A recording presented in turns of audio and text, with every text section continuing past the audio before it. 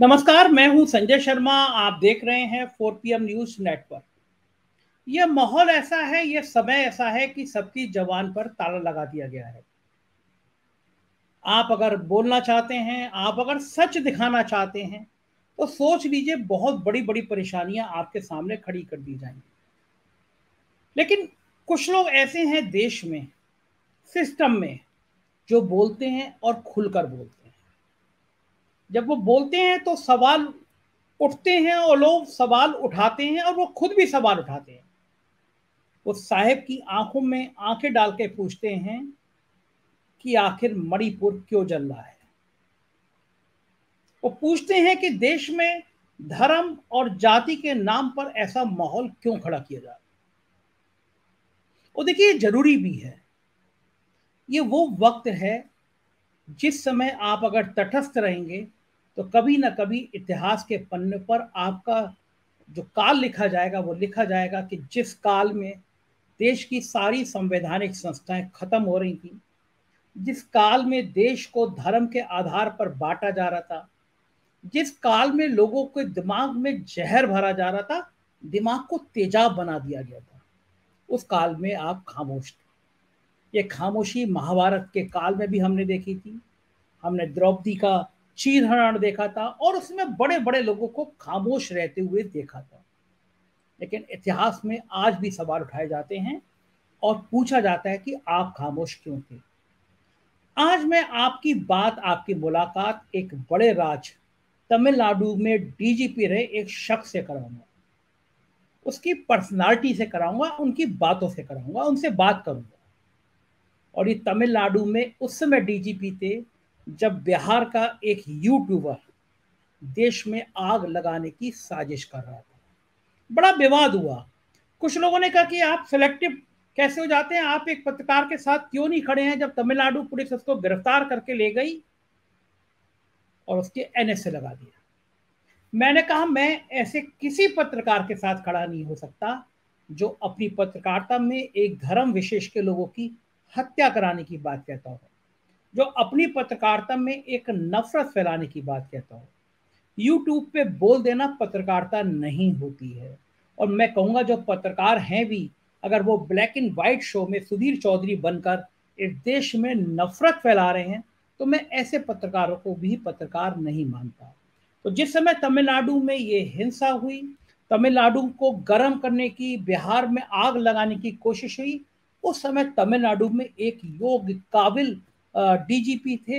और मैं करुणा सागर जी का परिचय इसलिए भी कराऊंगा कि एक ऐसा डीजीपी, एक ऐसा सुलझा हुआ आईपीएस जिसने सोशल मीडिया का इस्तेमाल करके, जिस सोशल मीडिया से तमिलनाडु में आग लगाने की कोशिश की गई, उसी सोशल मीडिया का इस्तेमाल करके इस आईपीएस ने तमिलनाडु को बचा लिया।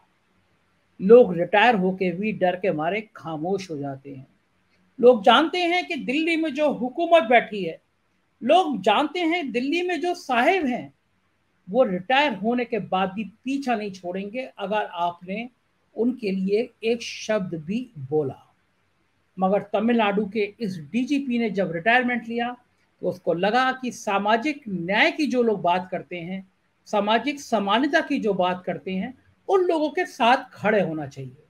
देश में एक माहौल बनाना चाहिए, देश के बौद्धिक लोगों को एक मंच पर आना चाहिए। और फिर उन्होंने लालू यादव का साथ पकड़ा।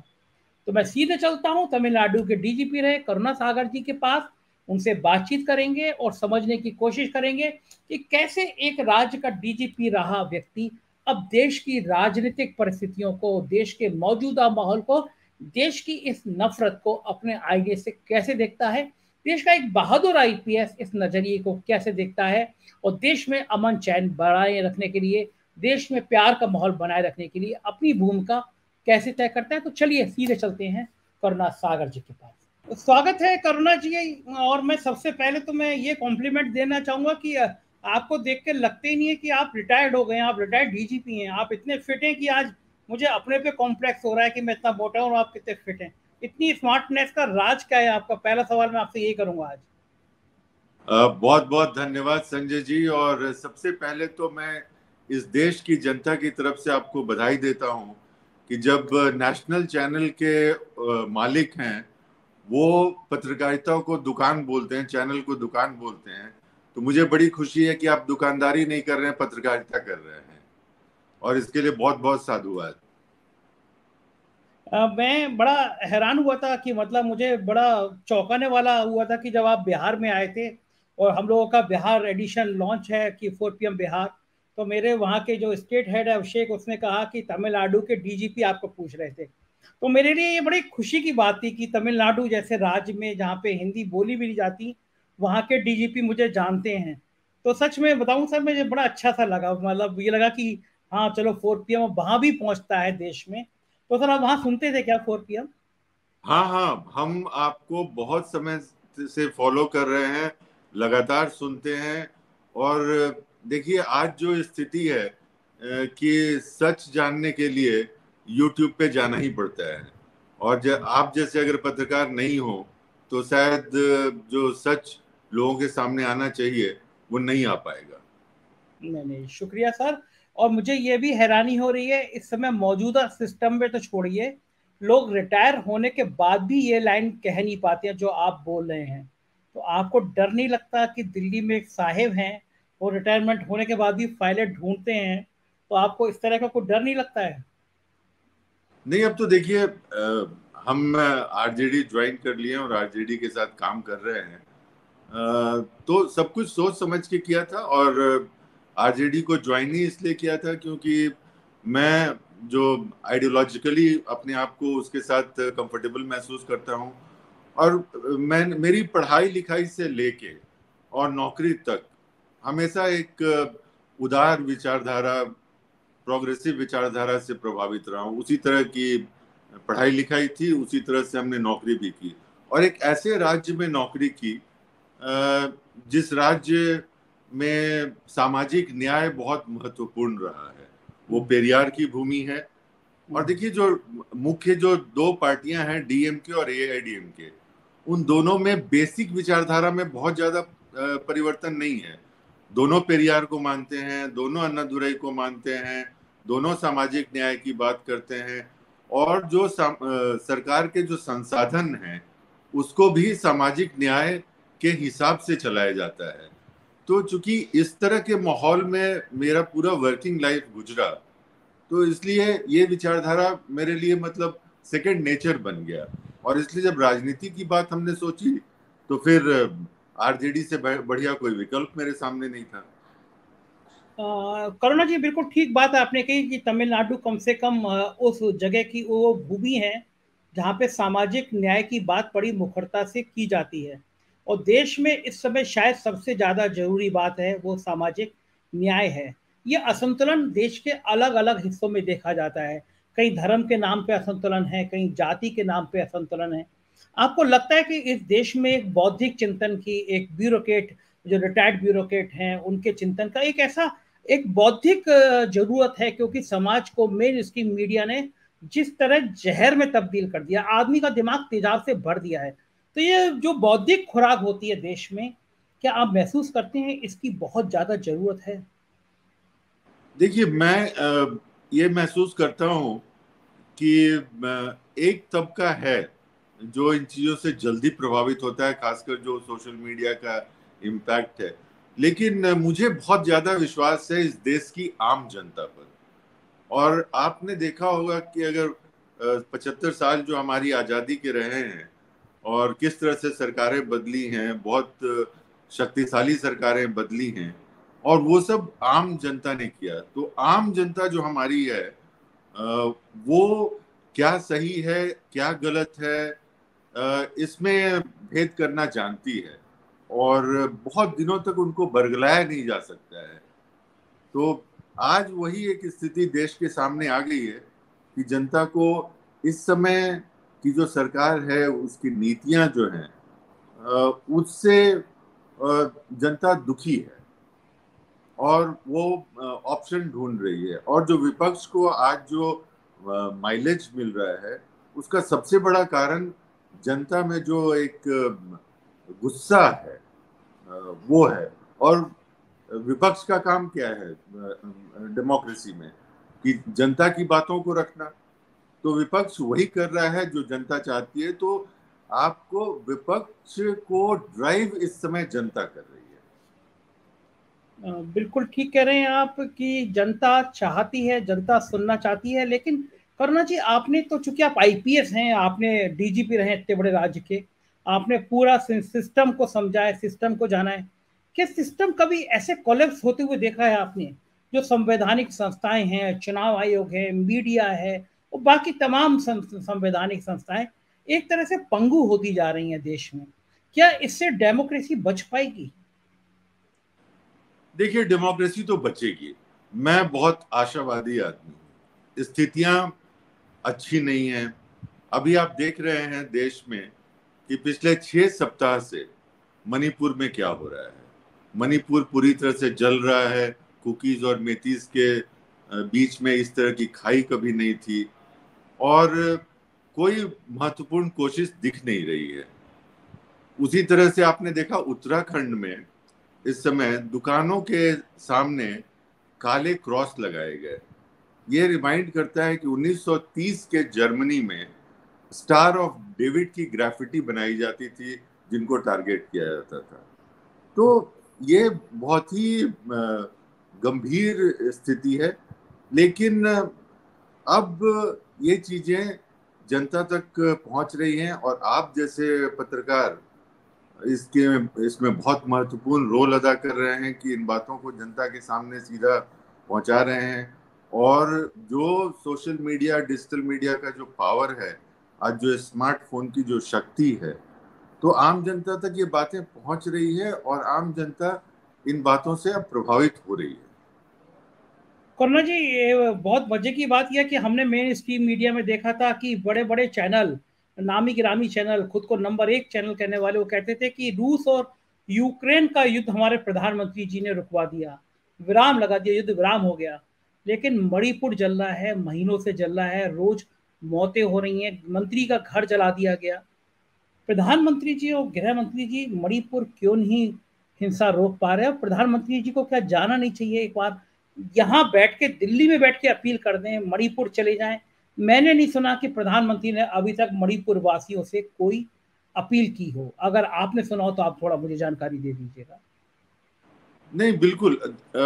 और देखिए, ये सरकार हमेशा क्लेम करते आई है कि ये पहली सरकार है जो पूर्वोत्तर पर बहुत ज्यादा ध्यान दे रही है।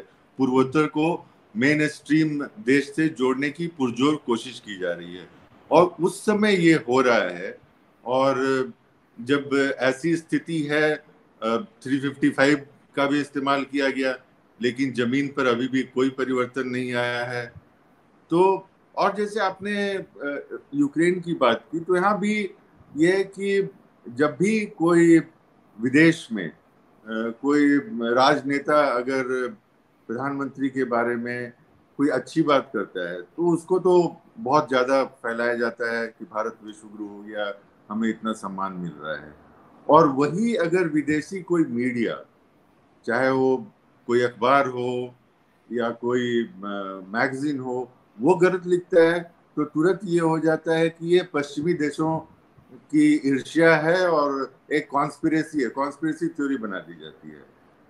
तो ये दोहरा है। और जब विदेशों में आप जाते हैं तो जो प्रायोजिक भीड़ होती है, जो फ्रेंड्स ऑफ बीजेपी पैसा कलेक्ट करके और खर्च करके इकट्ठा करती है और उससे आप दिखाने की कोशिश करते हैं कि विदेशों में बहुत अच्छी छवि है, लेकिन सच्चाई इससे बहुत दूर है। आप तमिलनाडु में थे करुणा जी, और आप सोशल मीडिया की ताकत की बात कर रहे हैं।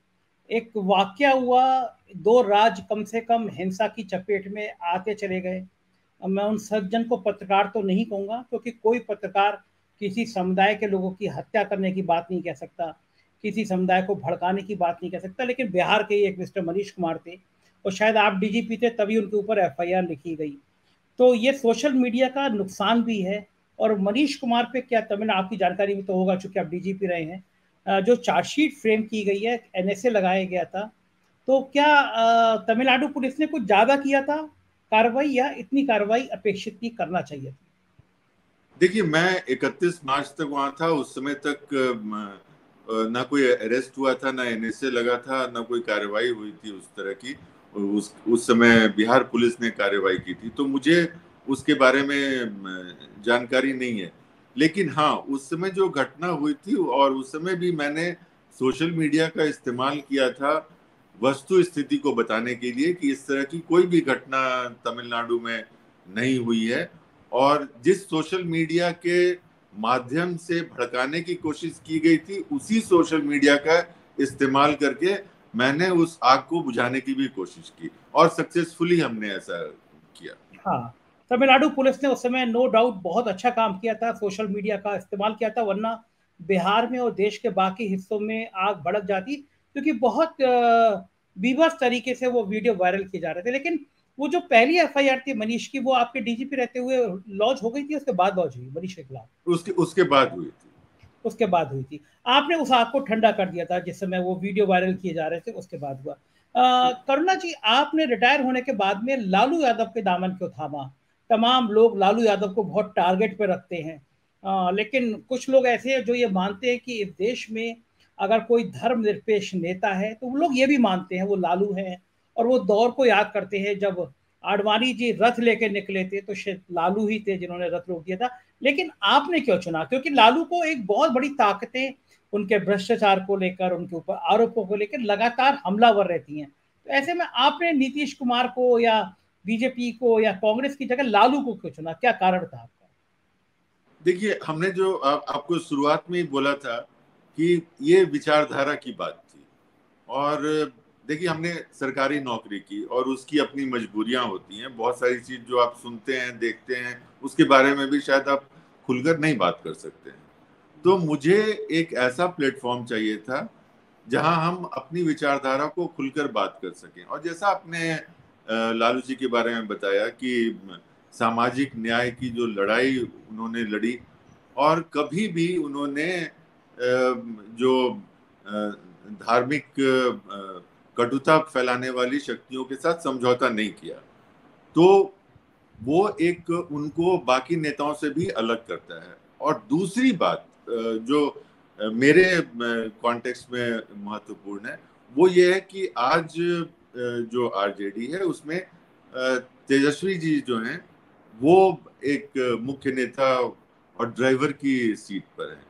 और ये युवा हैं, आधुनिक सोच है, और इन्होंने ए टू जेड का नारा दिया। एमवाई के समीकरण से ये आगे बढ़ने की कोशिश कर रहे हैं, और जेन्युइनली इन्होंने पिछले चुनाव में करके भी दिखाया कि ये समाज, दूसरे समाज के लोगों को अपने साथ जोड़ने की कोशिश कर रहे हैं। तो एक प्रगतिशील विचारधारा, दूसरी सबको साथ लेके चलने की बात, और एक आधुनिक और एक युवा नेतृत्व, तो इन सारी चीजों ने मुझे प्रभावित किया कि मैं इस माहौल में कुछ काम कर सकता हूं। और जिस तरह से एक सामाजिक क्षेत्र से मैं जुड़ा हुआ था, उसमें एक महत्वपूर्ण एक भूमिका मुझे मिल सकती है। करुणा जी, ये देश का जो माहौल है, खास तौर से जो धार्मिक आधार पे विभाजन करने की जो रणनीति है, इसमें आप प्रधानमंत्री जी और गृह मंत्री जी की भूमिका को किस तरह देखते हैं? प्रधानमंत्री जी कहते हैं कि वो गांधी के देश से आए हैं, गांधी का आदर करते हैं, विदेश में जाते हैं, हिरोशिमा में जाते हैं, वहाँ गांधी की बात करते हैं। लेकिन आपके बिहार से आने वाले, चूंकि आप बिहार के रहने वाले हैं, बिहार से आने वाले गिरिराज सिंह कहते हैं कि गोडसे एक महान आदमी था, गोडसे की तारीफ करते हैं। तो एक दो विचारधारा एक ही मंत्रिमंडल में दिखाई देती है। प्रधानमंत्री विदेश में गांधी की तारीफ करते हुए दिखते हैं, और उनके मंत्रिमंडल का आदमी गोडसे की तारीफ करते हुआ दिखता है। ये खेल आपको क्या समझ में आए? खेल क्या है? देखिए, अगर ये बातें, गोडसे की बातें, कोई फ्रिंज एलिमेंट जो हाशिए पर जो लोग राजनीति में हैं या समाज में हैं, वो लोग बात करें तो आदमी इग्नोर कर सकता है। एक बार साध्वी प्रज्ञा ने कहा तो लगा कि ठीक है, उनका एक अलग तरह का बैकग्राउंड था, उन्होंने ये बात कही। लेकिन जब एक केंद्रीय मंत्री जो वहां पर बिहार में विपक्ष के नेता हैं, इस तरह के लोग अगर ये बात कहते हैं और उसका कोई खंडन नहीं होता है या उनको रोका नहीं जाता है, तो ये बात साफ जाहिर है कि कहीं ना कहीं इसको सहमति ऊपर से मिल रही है। क्योंकि वो मंत्रिमंडल में भी हैं, और वो एक आध बार गलती से निकल गया ऐसी बात नहीं है। एक लगता है जैसे एक रणनीति है, और उसकी तरह बात करते हैं। बिहार में जब भी वो बात करते हैं तो हमेशा विभाजन की बात करते हैं, हमेशा हिंदू मुस्लिम की बात करते हैं। तो इसमें अगर ये लग रहा है कि एक ये पॉलिसी है। आपको लगता है कि ये एक पॉलिसी जो फ्रेम की गई है, बनाई की गई है, प्रधानमंत्री भी उसके पार्ट है? देखिए, अगर प्रधानमंत्री उससे इत्तेफाक नहीं रखते हैं तो उनको रोकते, लेकिन कहीं उनको कोई रोकता हुआ तो दिख नहीं रहा है, और वो लगातार ऐसी बातें कर रहे हैं। करुणा जी, बिहार में अब से 1 डेढ़ साल पहले अगर कोई पूछता है, हमसे कुछ सवाल करता था कि भाई, हम कहते थे चुनाव का क्या सीन है, लोग कहते थे चुनाव में क्या है, आएंगे तो मोदी। लेकिन नीतीश कुमार ने जैसी ही वहां से बगावत की, अलग हुए, पूरे देश का परिदृश्य बदल गया। विपक्ष की एक मजबूत ताकत सामने नजर आने लगी, आवाज नजर आने लगी। आपको क्या लगता है 2024 में बिहार से क्या संकेत आएंगे? बिहार में आज एक खबर चल रही थी कि बीजेपी ने 30 सीटों पर लड़ने का मन बनाया है। आप चूंकि बिहार के रहने वाले हैं, लालू यादव की पार्टी के प्रवक्ता हैं, आपको क्या लगता है कि आने वाले समय में बीजेपी को कितनी सीटें हासिल हो सकती हैं, और क्या आपकी रणनीति क्या है? देखिए, बिहार में जो महागठबंधन है वो बहुत मजबूत है, और मजबूत सिर्फ मैं जातीय समीकरण की बात नहीं कर रहा हूँ। वो इस समय जिस विचारधारा को लेकर चल रही है, उस विचारधारा से वहाँ की जनता पूरी तरह से प्रभावित है, और जनता अपना मन बना चुकी है कि महागठबंधन के साथ रहेंगे। और बिहार का एक बैकग्राउंड रहा है, इसलिए देखिए, जब विपक्षी एकता की मीटिंग भी हो रही है 23 जून को, अगले कुछ ही दिन में, तो वो बिहार से हो रही है, क्योंकि बिहार क्रांति की भूमि रही है। और मैं बहुत बड़ा इतिहास में लिच्छवियों के इतिहास में नहीं जा रहा हूँ, लेकिन आपने देखा कैसे जयप्रकाश नारायण का मूवमेंट हुआ, और उस समय की कितनी शक्तिशाली सरकार को उन्होंने किस तरह से धाराशायी किया। तो बिहार अभी लीड ले रहा है, और हमारे मुख्यमंत्री, हमारे उप मुख्यमंत्री लगातार सभी विपक्षी नेताओं से मिल रहे हैं, सबको एक प्लेटफॉर्म पर ला रहे हैं। और विपक्ष में एक जनरल जो कंसेंसस होता है, एक स्ट्रेटजी जहां की जो बात है, वो तो बिल्कुल तैयार है कि जहां तक भी कोशिश हो विपक्ष के वोटों का विभाजन नहीं हो। क्योंकि देखिए, इनको 37.56% वोट आया था 2019 में भी, और तो 62-63% वोट तो विपक्ष के साथ था। अगर ये विपक्ष में एक जो टैक्टिकल अंडरस्टैंडिंग जो बन रही है, और बिल्कुल बनेगी, तो विपक्ष के वोट का विभाजन नहीं होगा, तो बीजेपी कभी भी कहीं से भी सरकार बनाने की स्थिति में नहीं है। और बिहार से इसका बिगुल फूका जा चुका है, और ये इसका असर आपको पूरे देश में दिखेगा। अभी कर्नाटक के इलेक्शन में इसकी एक झांकी दिखी है। अभी जो 4 और राज्यों के जो चुनाव होने वाले हैं, उन राज्यों में भी पूरी तरह से ये इसी ट्रेंड पर रिजल्ट्स आएगा। तो जो सरकार का एक जो काउंटडाउन था वो तो शुरू हो गया है। करुणा जी, क्या लग रहा है कांग्रेस, चूंकि पिछली बार विधानसभा में यह माना गया कि अगर कांग्रेस को थोड़ी कम सीटें दी जाती तो शायद तेजस्वी मुख्यमंत्री हो जाते, कांग्रेस वहां लड़ी और नुकसान हुआ। क्या इस बार कांग्रेस लालू यादव यानी तेजस्वी यादव को बड़े भाई की भूमिका में स्वीकार कर लेगी, नीतीश को बड़े भाई की भूमिका में स्वीकार कर लेगी? कितनी सीटों पर लड़ेगी, आपका कुछ अनुमान है अभी? देखिए, ये कुछ चीजें हैं जो शीर्ष के नेता डिसाइड करते हैं, और ये बंद कमरों में ये सब बातें होती हैं। तो ना मुझे इसकी कोई जानकारी है, और ना मैं इस तरह का कोई गेस वर्क भी यहाँ पर करना चाहूंगा। करुणा जी, एक सवाल और, जब भी लालू यादव का नाम आता है बीजेपी कहती है कि अगर लालू यादव आ गए तो जंगल राज आ जाएगा, गुंडा राज आ जाएगा। लालू यादव जी के पिछले कार्यकाल के उदाहरण देते हैं कि तब पटना में और बाकी जगह कानून व्यवस्था बहुत खराब हो गई थी। ये जनरल बातें करती है बीजेपी, आरोप लगाती है। इन आरोपों का जवाब कैसे देंगे आप लोग? देखिए, 2015 में भी सरकार बनी थी और इस तरह की कोई बात नहीं हुई थी।